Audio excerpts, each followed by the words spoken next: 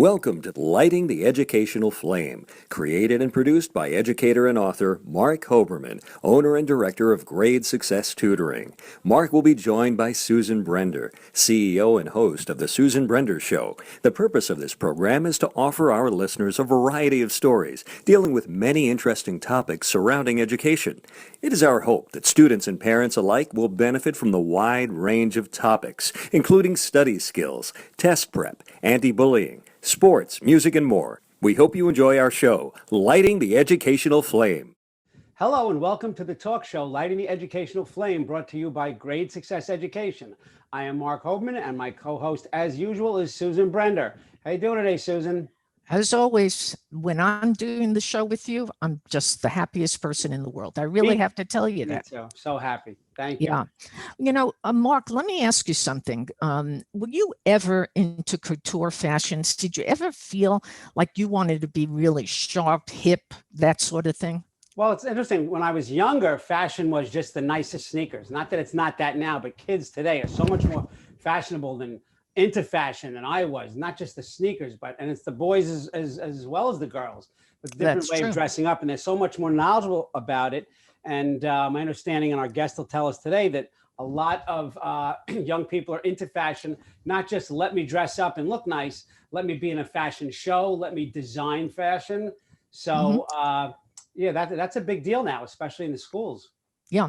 You know, it's an interesting thing. I once went to FIT, which is the school in New York. Sure. And oh boy, you had to see the fashions that they designed. I mean, these were young people. These were college students who were doing the most amazing things. And you couldn't really say to yourself, I can't afford something like this. But you know what? Today, people are spending tons of money on fashion. Oh, and accessories and jewelry and anything that has anything to do with fashion. I tutored a lot of people who actually applied to and went to FIT, and they actually had to put together portfolios when you apply. It's amazing what these people can do. I look at it and I say, oh my God, you're going to school to get even better than you already are. So Yeah, it's just a very exciting industry. Our guest today is founder of Catour, Berny Martin. Berny, welcome to Lighting the Educational Flame. Thank you for having me. I'm so great and delighted to be here with you guys. I'm so glad. Susan and I are so happy you are joining us today. Berny, when did you first become interested in fashion? Well, it's an interesting question. The reason I say that, because at first I did not know that it was called fashion. Let's put it that way. Gotcha. You know, and partially because I wanna say that because of my parents. The immigrants, of course, we know that trade as somewhat just tailoring, not fashion. We don't understand the whole legality of the business of the whole entity of what fashion that I know of today. So if you go to Haiti, for instance, or I would say even a lot of third world countries in that fact, the word fashion, it seems to be is now starting to make sense because of the global influence of the internet, social media, and things like that. But prior to that, you are just a seamstress, a tailor, or yeah, that's it. You are just a seamstress and a tailor. Right. And so did your parents get you involved in fashion, or is it something? I would say no. Let's not go there. No, we're not going there. No, parents. Yeah. Having said that, it's not, you know, I don't blame them for having that mentality, because for them it was just about the survival mechanism, right? You know, because fashion, not the business. Home, it was not a business. It was not. They don't have understanding. So for me, they sent me to school to understand engineering. I studied engineering, and then either you become a lawyer or somewhere in the medical field. That's the field they understand. You know, so early on in my age, it was not until I was in college. Okay. My friends, I invited to come and visit me in Indiana. I remember I told them vividly that I'm studying engineering. One of them looked at me with the weirdest face ever. It was like, you engineering? He's like, you're a fashion guy. He's like, oh no, I'm doing engineering. He's like, okay, good luck. So while in college, I did my very first fashion show. I was a junior going to a senior, and I said, you know what the heck? Let me test this thing out. Yeah. It was the worst fashion show ever.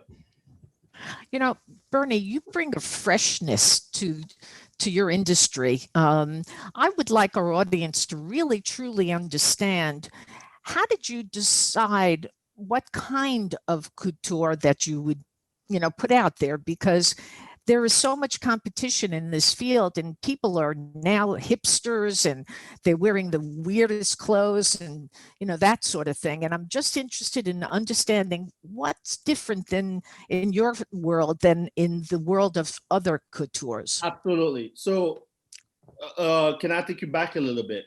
So Sure. with that being said, I spent about 4 years in corporate America in Indiana, which was a very conservative corporate world. So as when I graduated college, I didn't want to go into fashion per se.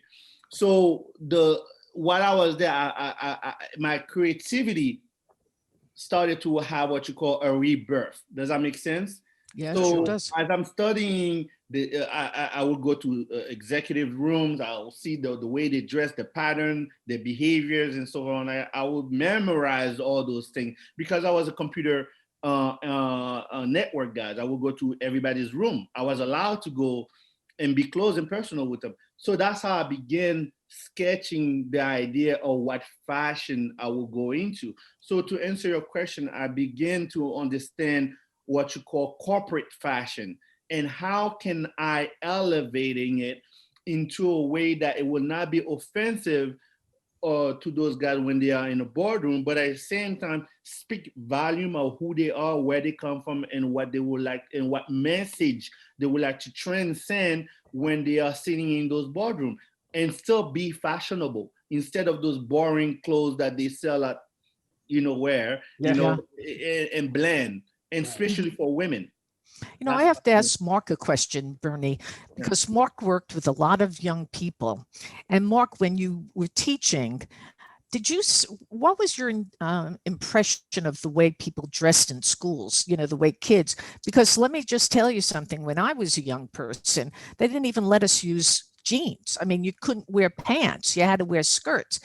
What do you see now in the schools that you were part of? Well, not only is it different from when I went to school, it's different from when I first started teaching. When I first started teaching, sneakers was the big deal in fashion, more for boys than for girls. But in the last 15 years or so, certainly the last 10, not only do I see, and Susan and I spoke about this earlier, not only did I see people get more involved in fashion and what they wore, but I saw young people, male and female, being more interested in creating fashion, making a statement. I mean, it's really interesting because it's in the eyes of the beholder, because I've seen some award shows and celebrities come out, and sometimes I say, wow, what a gorgeous outfit. But back when my mother was alive, we would watch some of these shows and she would say, who told that person that looks nice? Some of these outlandish outfits or whatever. I'm like, is this a joke? Or, is this just to get at this point, in time, more hits on Instagram or more visits? But it's just so worldwide. So it's so different. And I noticed that in the last several years in school, they were interested in fashion and creating fashion. I've had students that I've tutored go to the Fashion Institute of Technology. And Susan's right, Bernie. She mentioned how it's all over the world. I know you did some kind of show, I believe in Munich, Germany, a ways back. Yeah. So tell us about that experience. Yeah, definitely. Munich was an eye opener for me. And what you're describing here also is something that I realized in Munich. For instance, the street style and what was going on with the younger people that were there was completely different because,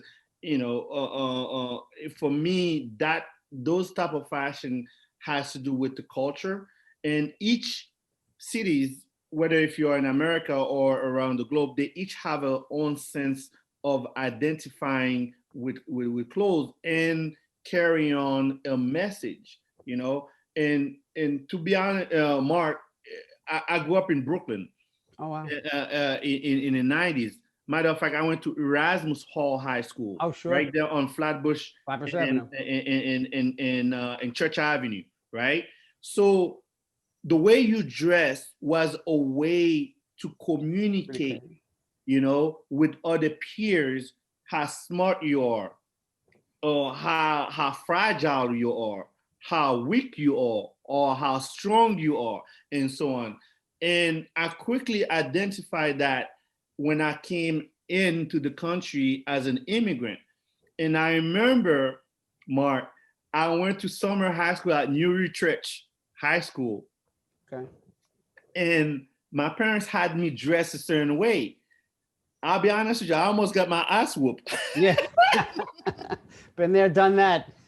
You Yeah. know, and then I went home. I told my mom and my dad, I was like, listen, we gotta buy new clothes. This is not gonna work for me Right. here. Right. Yeah. You know, and that's how I began the journey in understanding the value of fashion and how you are describing right now.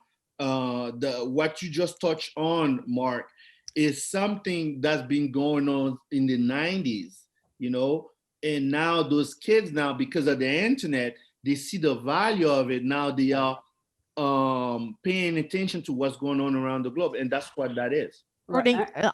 I'm going to interrupt you, Mark, for just a second, because I always think that when you used to buy clothes, one of the things that stood out was there was always a little sign on your shirt or on any part of your clothes that said Lacoste, or it said Izod, Izod is a Right. good one. I mean, all these different names. logos, Polo, Ralph Lauren. Yeah, you Yeah. got it. Ralph Lauren, Polo, and people really felt that when they wore that, you know, they were wearing something special.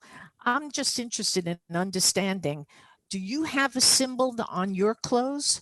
Yes and no. So what I did, I'm glad you said you really pay attention. Oh, she's a pro. I keep her around for that. Nothing Yeah. else. Yeah. So what I did, I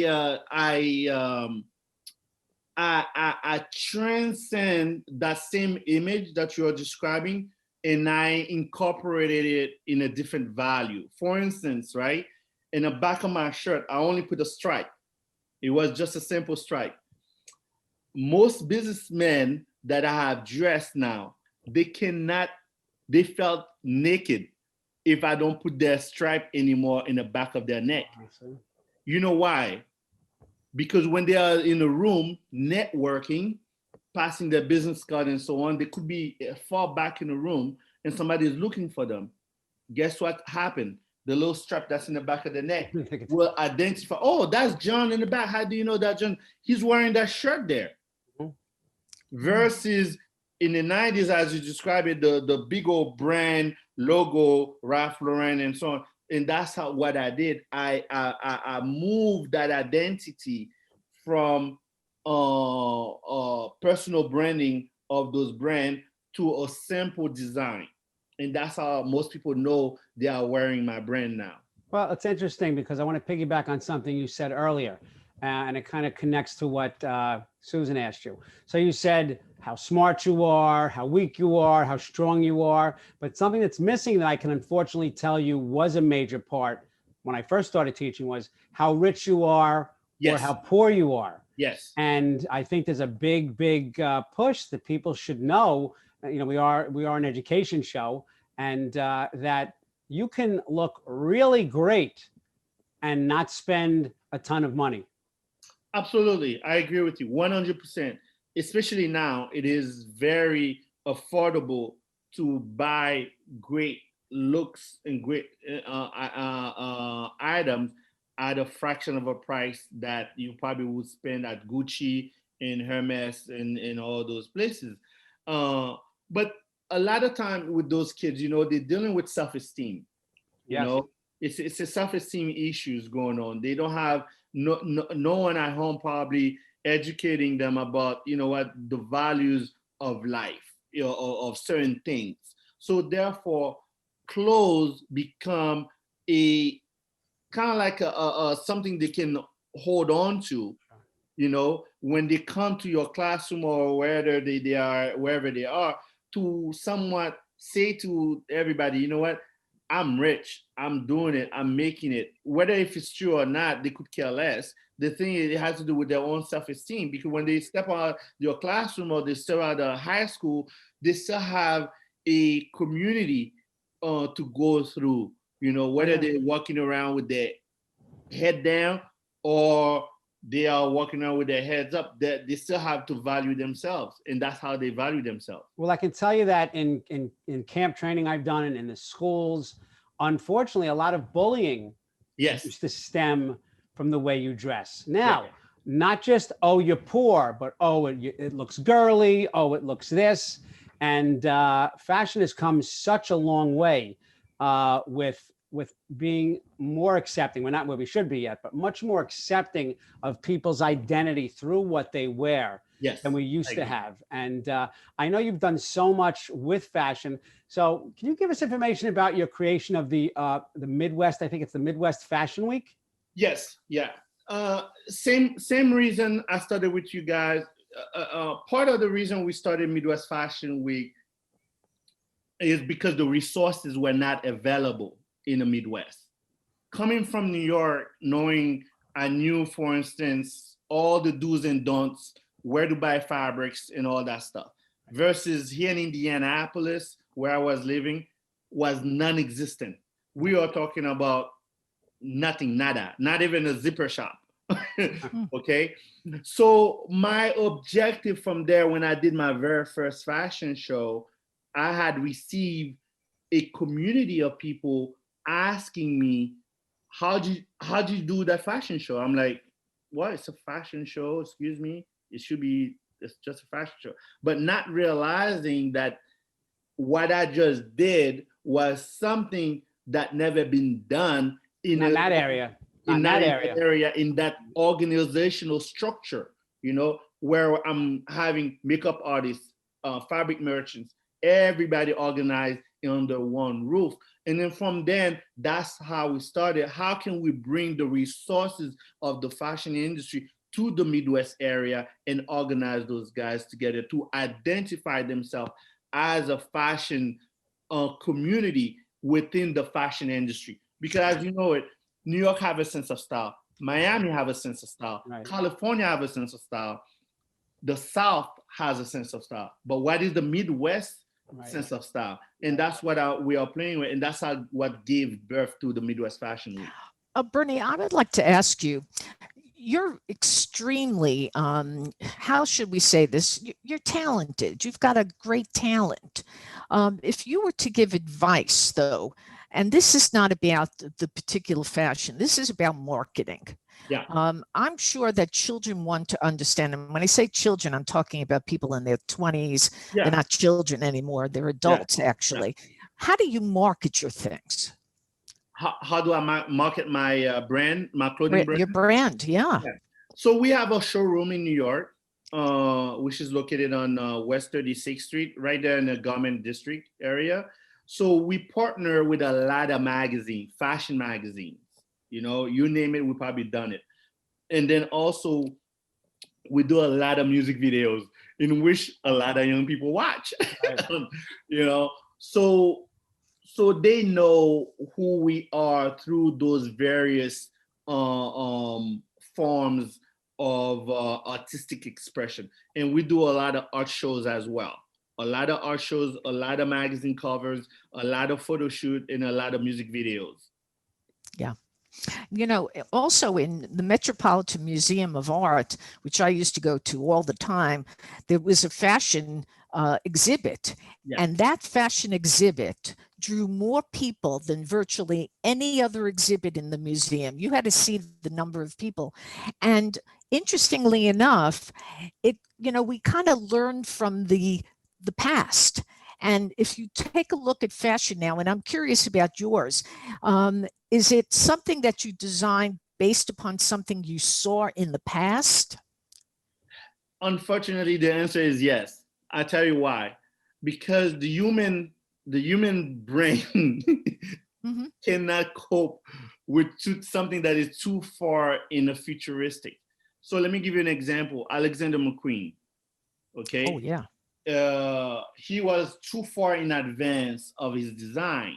So he did not, in the beginning of his design, no one could relate to what he was doing so much, Ashton, for instance, he was doing ready to wear.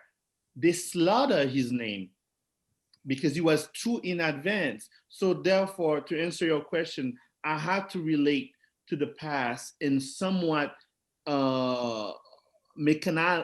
engineeringly design something that is from the past and in the future, so that they can be both accepted in coordination of what you call the human self-identity through fashion. Because if you are too far in advance,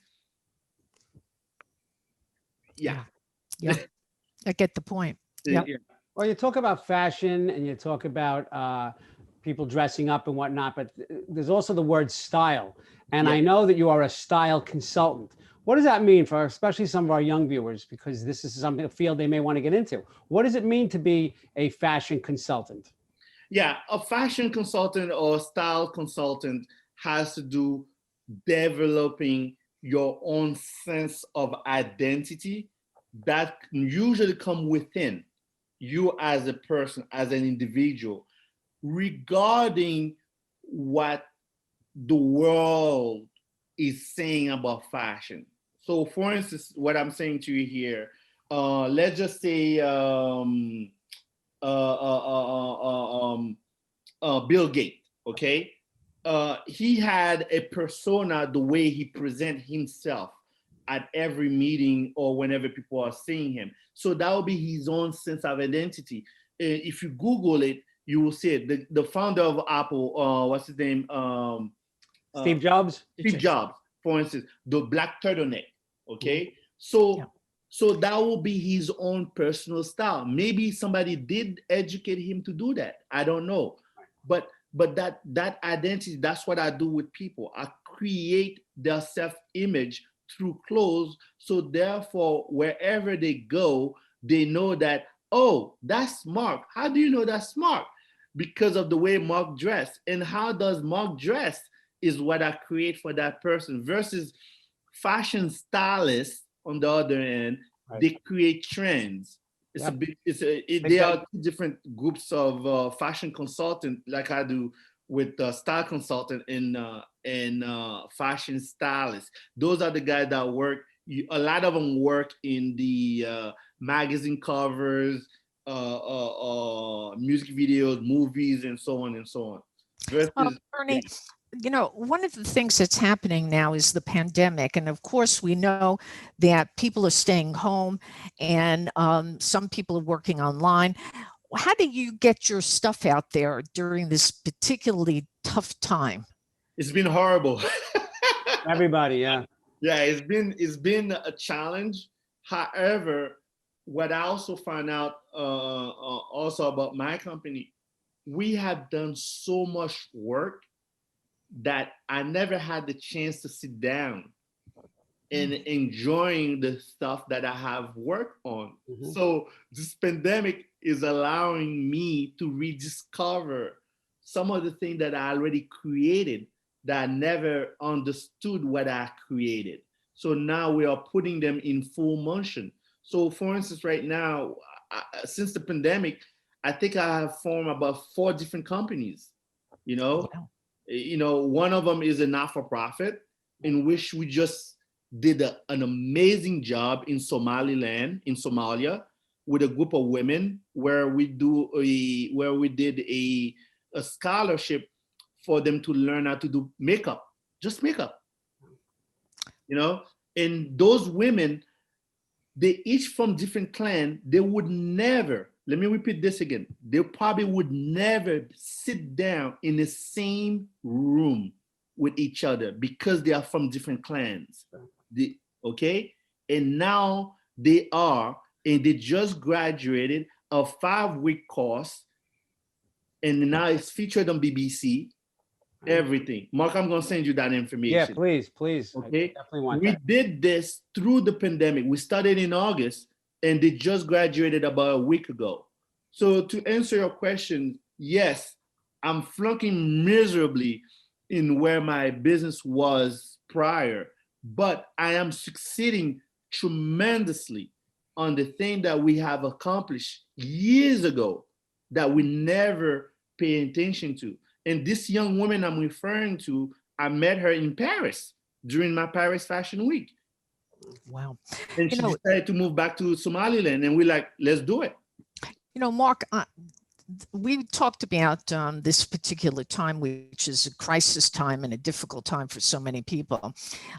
If you, as a teacher, were to have a discussion with your students and say to them that sometimes you have obstacles and sometimes that you have difficulty, forming a business and, being successful, but how do they persevere?